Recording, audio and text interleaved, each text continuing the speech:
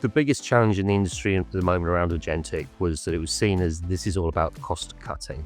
It wasn't about value creation. And actually the solutions for Agentic that are adding most value at the moment are those that support the human interaction.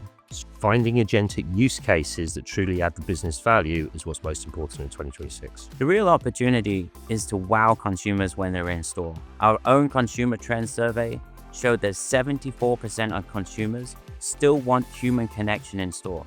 That number's up 20% from last year.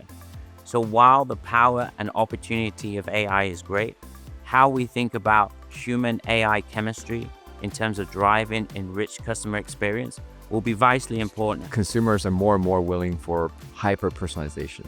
They're using AI themselves for purchasing, and they actually want more AI involvement. 71% of our Gen Z/millennials want more personalized AI content to really help them to recommend products and serve them better.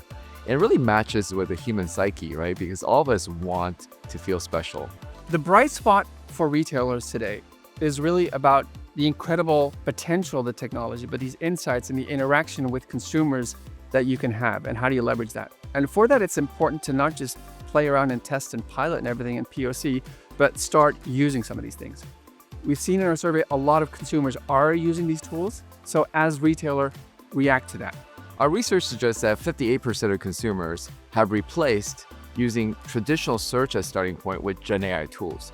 This is up significantly over 2 years ago.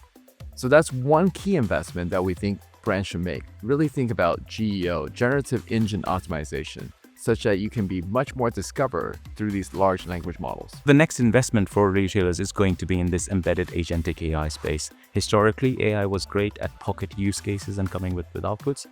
Future AI or embedded AI will not just create those outputs, but execute decisions. One of the key things in looking at this is not thinking about embedded AI as a tool, but the system around it.